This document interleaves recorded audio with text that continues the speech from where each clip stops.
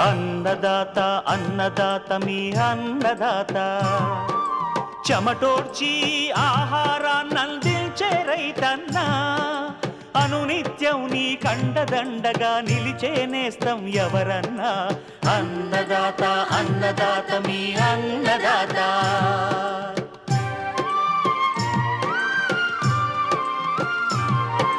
నూతన రీతుల సాగుబడికి, నూరింతలు పెరిగే దిగుబడికి సూచనలిచ్చే సస్య రక్షణకు, పశు పోషణకి శాస్త్ర విజ్ఞానం అందించి ముందుకు నడిపే తెలుగు రైతు భారతదేశానికి మకుటం అయ్యేలా తీర్చిదిద్దే ఆశయంతో మిమ్ము మేలు కొలిపేది అన్నదాత. అన్నదాత అన్నదాత మీ అన్నదాత. అన్నదాత అన్నదాత మీ అన్నదాత. అన్నదాత ప్రేక్షకులకు నమస్కారం. ఈనాటి ముఖ్యాంశాలు: వరి పంట అవశేషాలు భూమిలో త్వరగా కుళ్ళాలంటే ఏం చేయాలి? బ్రోకోలీ సాగు విధానం, ఇంకా జై కిసాన్ వ్యవసాయ సమాచారం.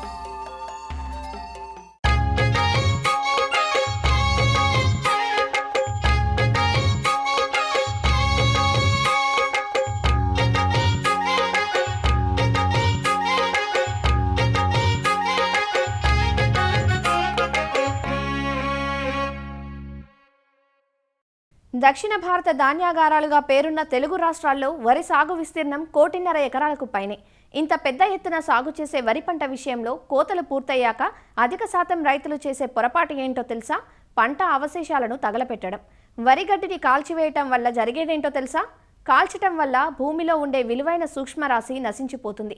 అంతేకాదు, కార్బన్ మోనాక్సైడ్, మీథేన్ వంటి హానికర వాయువులు గాలిలోకి చేరుతాయి. గాలిలో కాలుష్యంతో పాటు ఎన్నో నష్టాలు కలుగుతున్నాయి. మరి పంట కోతల అనంతరం వరిగడ్డి వ్యర్థాలను ఏం చేయాలి?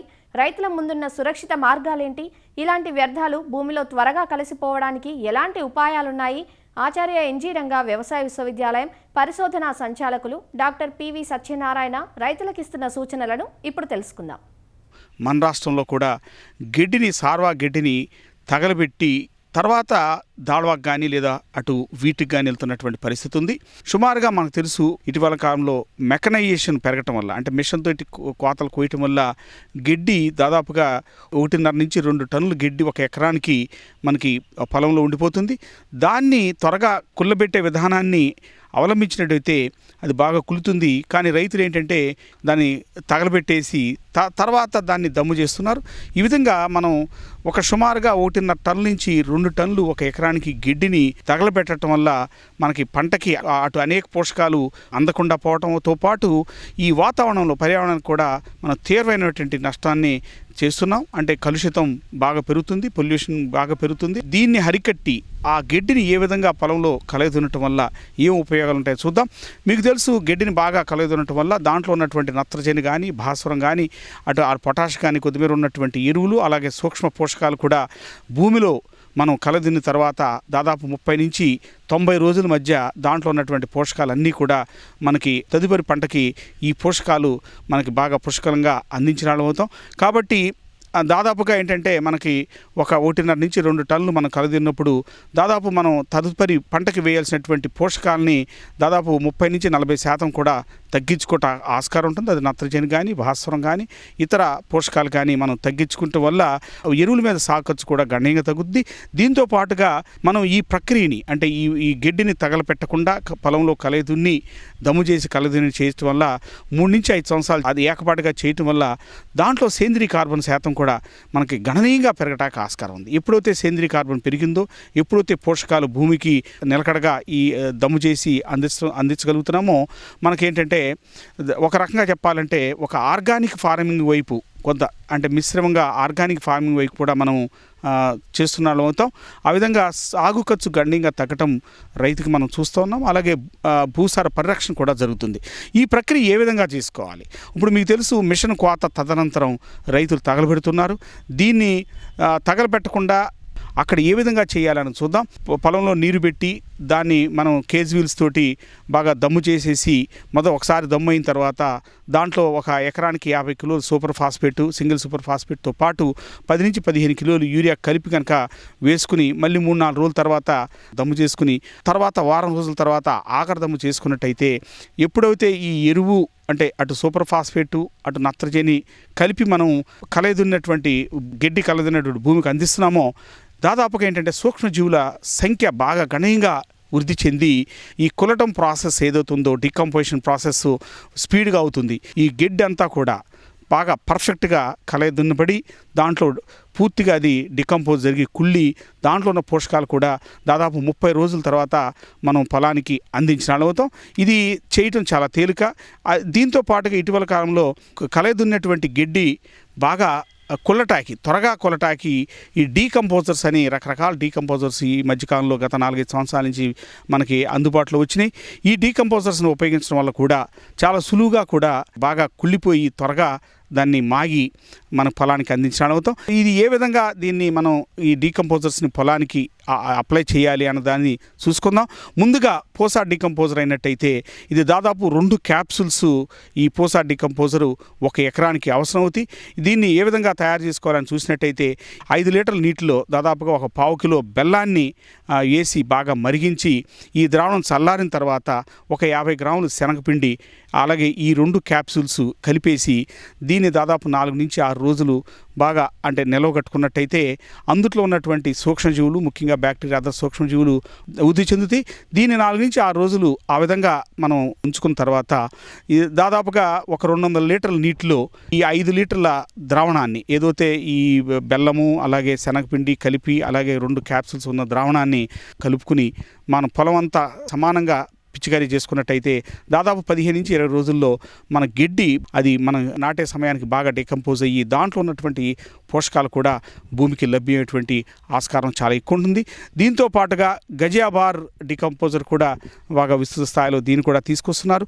దీన్ని చూసినట్టయితే దాదాపు 200 లీటర్ల నీరు మనకి తీసుకుని అందులో 2 కిలోలు బెల్లాన్ని బాగా పౌడర్ చేసిన బెల్లాన్ని వేసి దాన్ని బాగా కర్రతోటి కలయిదున్ని బాగా తిప్పుకుని దాంట్లో ఒక ప్యాకెట్ గజియాబార్ ప్యాకెట్ని కలిపేసుకుని దీన్ని మనం కొన్ని రోజులు అంటే ద్రావణాన్ని బాగా కలిపి 1-2 రోజులు నిల్వ ఉంచుకుని పొలం అంతా కూడా పిచికారీ చేసుకున్నట్టయితే 10 నుంచి 15 రోజుల్లో ఈ సూక్ష్మజీవుల వృద్ధి విపరీతంగా పెరిగి మన గడ్డి కూడా బాగా మాగి కుళ్ళి భూమికి అందించడం అవుతాం. దీంతో పాటుగా ఆచార్య ఎన్జీ రంగా యాంగ్రూ డెవలప్ చేసినటువంటి డికంపోజర్ని చూసుకున్నట్టయితే ఇందులో 2 ఉన్నాయి.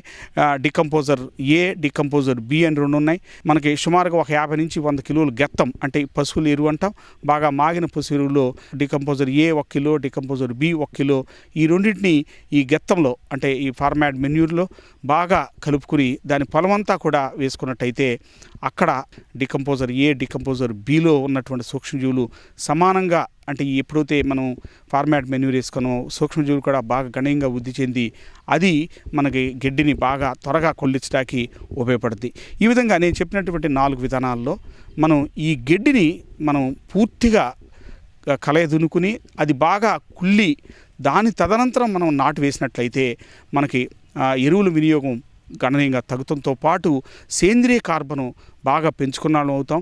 అలాగే మనం ఏదైతే పొల్యూషన్ అంటున్నాం పర్యావరణాన్ని దీన్ని సంరక్షించుకున్న వాళ్ళం అవుతాం. కాబట్టి కాల్చివేయటం ఆపేసి ఇప్పుడు నేను చెప్పినటువంటి ప్రక్రియలో గడ్డిని కనుక మనం కలయదునుకున్నట్టయితే అది అనేక రకంగా మనం ఉపయోగం ఉంటుందని తెలియజేస్తున్నాను.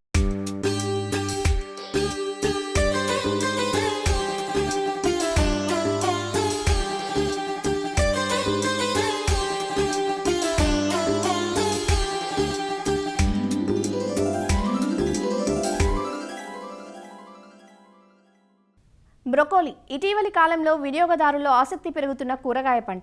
ముఖ్యంగా మాల్స్, రెస్టారెంట్లలో సలాడ్ల రూపంలో వీటిని ఎక్కువగా వినియోగిస్తున్నారు. పాలీ హౌస్లలో రక్షిత వాతావరణంలోనే కాక బయలు ప్రదేశాల్లోనూ పెంచేందుకు అవకాశం ఉంది. బ్రొకోలీ చూడటానికి క్యాలీఫ్లవర్ మాదిరిగానే ఉంటుంది. అయితే పువ్వు ఆకుపచ్చ రంగులో ఉంటుంది. క్యాలీఫ్లవర్ లానే శీతాకాలంలో పండించడానికి అనువుగా ఉంటుంది. బ్రొకోలీ సాగులో మెలకువలు పాటిస్తే మంచి దిగుబడులు సాధించే అవకాశం ఉంది. సాగు వివరాలను శ్రీ కొండా లక్ష్మణ్ తెలంగాణ రాష్ట్ర ఉద్యాన విశ్వవిద్యాలయం రాజేంద్రనగర్లోని కూరగాయల పరిశోధనా కేంద్రం శాస్త్రవేత్త డాక్టర్ లావణ్య నుంచి తెలుసుకుందాం. శీతాకాలంలో పండించే కూరగాయ పంటల్లో బ్రకోలీ ఒకటి. ఇది క్రూసిఫెరేసి జాతికి చెందినది. క్యాబేజ్, క్యాలీఫ్లవర్ లాగా దీన్ని కూడా రబీ సీజన్లో మనం పండించుకోవచ్చు. బ్రకోలీ ఆకుపచ్చ పువ్వు మొగ్గలతో క్యాలీఫ్లవర్ని పోలి ఉంటుంది. అయితే ఇది ప్రధాన పువ్వే కాకుండా దీని నుంచి పాశ్చపు మొగ్గలు ఏర్పడి చిన్న పువ్వులు కూడా ఏర్పడతాయి ప్రధాన పుష్పముతో పాటుగా. ఈ బ్రకోలీ అనేది తాజా కూరగాయలాగే కాకుండా సలాడ్ లాగా కూడా ఉపయోగిస్తారు. బ్రకోలీ అనేది శీతాకాలంలో పండించే పంట. సో ఇది చలికి తట్టుకుంటుంది ఈ పంట. అలాగే దీని పెరుగుదలకి 16 నుంచి 25 డిగ్రీల సెంటీగ్రేడ్ అనేది అవసరము. ఒకవేళ ఉష్ణోగ్రత గలక ఎక్కువగా ఉంటే పూమొగ్గలు అనేవి వదులుగా ఏర్పడతాయి. అలాగే చిన్న పరిమాణంలో ఉత్పత్తి అయ్యే అవకాశాలు ఉంటాయి.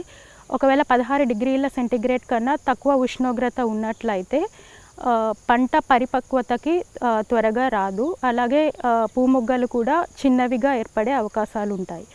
ఇంకా నేలల విషయం చూసినట్లయితే సారవంతమైన అధిక సేంద్రియ పదార్థాలు కల నేలలు అనుకూలము. ఉదజని సూచిక 5.8 నుంచి 7.2 ఉండే నేలలు అనువైనవి. ఇంకా రకాలు చూసినట్లయితే మనకి IARI న్యూఢిల్లీ నుంచి రిలీజ్ అయిన రకము పూసా KT సెలెక్షన్ 1 అని ఒకటి ఉంది. అలాగే అగ్రికల్చర్ యూనివర్సిటీ పాలంపూర్ హిమాచల్ ప్రదేశ్ నుంచి విడుదల చేసిన రకాలలో పాలం సమృద్ధి, పాలం హరిత, పాలం విచిత్ర, పాలం కాంచన్ అనే రకాలు ఉన్నాయి. అలాగే పంజాబ్ అగ్రికల్చర్ యూనివర్సిటీ నుంచి విడుదల చేసిన రకాలు ఇటీవల విడుదల చేసిన రకము ఇది పంజాబ్ బ్రకోలీ 1 సెలెక్షన్ 1 అని ఉంటుంది. అయితే ఈ రకాలు అనేవి పంట కాలాన్ని బట్టి స్వల్పకాలిక, మధ్యకాలిక, దీర్ఘకాలిక రకాలుగా విభజించబడ్డాయి. స్వల్పకాలిక రకాల్లో పంట కాలం నాటిన తరువాత మనకి 60 నుంచి 70 రోజులకు కోతకు వస్తుంది. మధ్యకాలిక రకాలైతే 70 నుంచి 90 రోజులకు కోతకు వస్తుంది. అలాగే దీర్ఘకాలిక రకాలైతే మనకి 100 నుంచి 120 రోజుల వరకు కోతకి వస్తుంది. ఇవి కాకుండా మన రాష్ట్రంలో సాగు చేసిన ప్రైవేట్ రకాలు కూడా ఉన్నాయి. ఇందులో కొన్ని ఏంటంటే గ్రీన్ గోల్డ్, ఎంపిరల్, ఫ్యాంటసీ 1, సాధన, సురభి, సుస్థిర, సిసిర ఇట్లాంటి హైబ్రిడ్ రకాలు కూడా మన రాష్ట్రంలో కొంతమంది రైతులు సాగు చేస్తున్నారు. బ్రకోలీ కూడా విత్తనం ద్వారా మనము సాగు చేస్తాము. విత్తన మోతాదు చూసినట్లయితే మనకి ఎకరాకి 120 నుంచి 160 గ్రాముల వరకు విత్తనం సరిపోతుంది. ఈ విత్తనం ముందు నారుమళ్ళు తయారు చేసుకోవాలి విత్తనం వేయడానికి. దీనికి 100 చదరపు మీటర్ల స్థలం అనేది మనకి అవసరం అవుతుంది. 100 చదరపు మీటర్ల స్థలంలో ఒక 30 గంపలు వరకు మనము బాగా చివికిన పశువుల ఎరువు వేసుకొని దీంతోపాటు 4 కేజీల సింగిల్ సూపర్ ఫాస్ఫేట్ని వేసి కలియదున్నాలి. ఇలా కలియదున్నిన స్థలంలో మనము ఎత్తైన మడులు అంటే 15 సెంటీమీటర్లు ఎత్తు, 1 మీటర్ వెడల్పు, అవసరమైనంత పొడుగు వరకు మనము నారుమడిలోని తయారు చేసుకొని 10 సెంటీమీటర్ల వ్యవధిలో వరసల్లో మనము విత్తనాలు విత్తుకోవాల్సి ఉంటుంది. ఈ విత్తనాలు మొలకెత్తే వరకు మనము నీరు అందించాల్సి ఉంటుంది. నారుమళ్ళలో నారుకుళ్ళు తెగులు అని మనం చూస్తూ ఉంటాము. దీనికి గాను మనము COC కాపర్ ఆక్సిక్లోరైడ్ అనే మందుని 3 గ్రాములు లీటర్ నీటర్లో కలిపి నారుమడి పైన పిచికారీ చేయాల్సి ఉంటుంది. అలాగే ఆకు తినే పురుగు కూడా మనం చూస్తూ ఉంటాము. దీని నివారణకై మనము న్యూవల్యూరాన్ అనే మందును 1.25 మిల్లీలీటర్లు లీటర్ నీటిలో కలిపి పిచికారీ చేసుకోవాలి. పోషణలో భాగంగా 319 అనే మందుని 3 గ్రాములు లీటర్ నీటిలో కలిపి నాటిన 12 మరియు 20 రోజులకు ఒకసారి పిచికారీ చేసుకుంటే నారు ఆరోగ్యంగా ఉండి ప్రధాన పొలంలో బాగా నిలదొక్కుంటుంది. ప్రధాన పొలంలో నాటినప్పుడు మనము బోజల పద్ధతిలో కానీ బెడ్ల సిస్టంలో కానీ మనం నాటుకోవచ్చు. బోదెల పద్ధతిలో నాటుకున్నప్పుడు బొద్దకి మధ్య 60 సెంటీమీటర్లు, అలాగే మొక్కకి మధ్య 45 నుంచి 50 సెంటీమీటర్లు పాటించవచ్చు. అదే బెడ్ సిస్టంలో నాటుకున్నట్లయితే 1 మీటర్ వెడల్పు ఉన్న బెడ్లను తయారు చేసుకొని ఈ 1 మీటర్ ఉన్న బెడ్ పైన మనము జంటసాళ్ల పద్ధతిలో జిగ్జాగ్ మేనర్లో కానీ లేదా వెదురు బదురు కానీ మన మొక్కలు 60 సెంటీమీటర్ల ఎడంలో వరుసల మధ్య మరియు 50 సెంటీమీటర్ల మధ్య మొక్కల మధ్య ఎడం పాటిస్తూ మనం నాటుకోవచ్చు. ఎరువుల యాజమాన్యంలో భాగంగా 8 నుంచి 10 టన్నుల పశువుల ఎరువుతో పాటు 32 నుంచి 40 కేజీల భాస్వరము మరియు 10 నుంచి 20 కేజీల పొటాష్నిచ్చి ఎరువులను ఆఖరి దిక్కులో వేసి కలియదున్నాలి. అలాగే నత్రజని 50 నుంచి 60 కేజీలు 3 భాగాలుగా చేసి ఒక భాగం ఆఖరి దిక్కులో వేయాల్సి ఉంటుంది. మిగిలిన 2 భాగాలు నాటిన 30 మరియు 45 రోజుల తర్వాత పంటకి పైపాటుగా వేయాలి.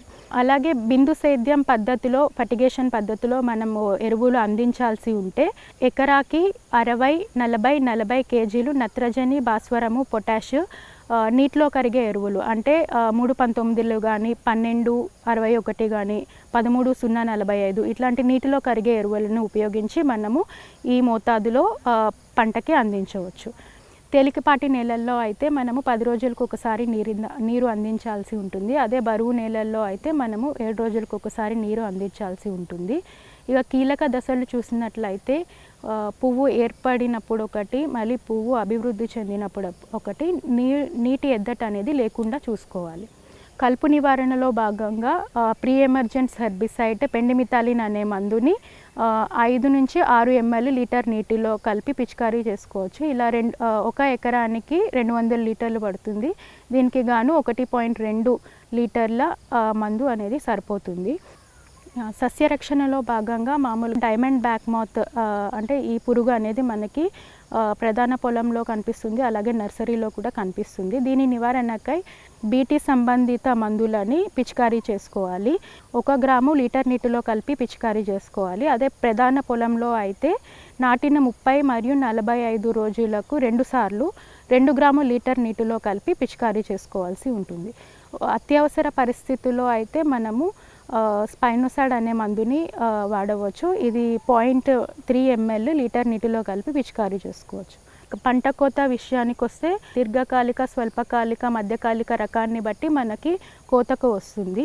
కాలీఫ్లవర్ మాదిరిగానే పూలు వస్తాయి, కాకపోతే ఈ పువ్వు మొగ్గలు అనేవి విచ్చుకోకముందే మనము పువ్వుని కొయ్యాల్సి ఉంటుంది. ఇలా విచ్చుకున్నట్లయితే ఇది మార్కెట్కి పనికిరాదు, ఇది త్వరగా పాడైపోతుంది. కాబట్టి నిల్వ అనేది తప్పనిసరి. దీన్ని నిల్వ చేసే పద్ధతిలో ఫ్రీజర్లో అయితే మనము 12 నుంచి 17 డిగ్రీల సెంటీగ్రేడ్ 75% తేమ దగ్గర మనము నిల్వ ఉంచుకోవచ్చు. అదే శీతల నిల్వలో అయితే 3 డిగ్రీల సెంటీగ్రేడ్ దగ్గర 85 డిగ్రీల తేమ వద్ద మనము నిల్వ ఉంచుకోవచ్చు. ఫిన రకము లేదా హైబ్రిడ్ని బట్టి సుమారుగా 80 నుంచి 100 క్వింటాళ్ళ వరకు ఒక ఎకరానికి దిగుబడి వస్తుంది.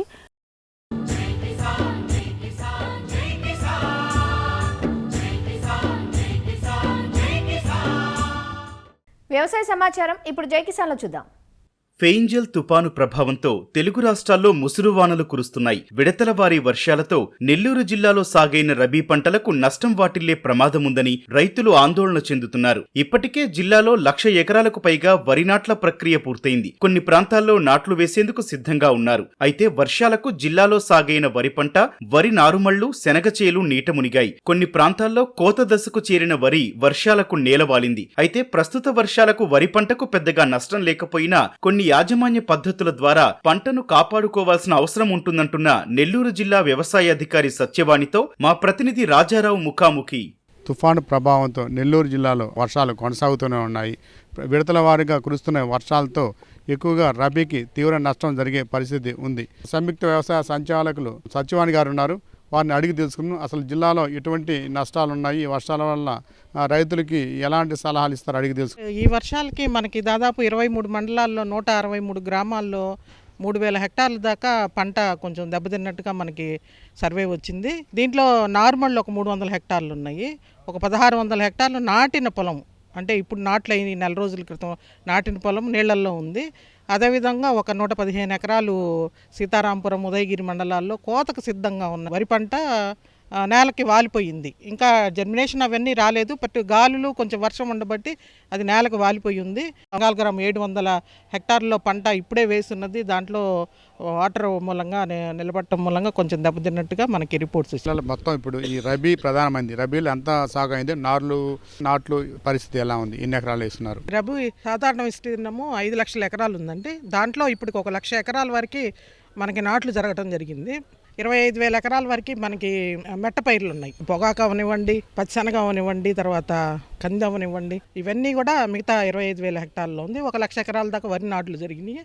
మిగతా 4,00,000 ఎకరాలకు గాను మనకి నారుమడి పోసుకొని ఉన్నారు. ఎందుకంటే మనకి జిల్లాలో ముఖ్యంగా 3 రకాలు మనకు సాగు చేయడం జరిగింది.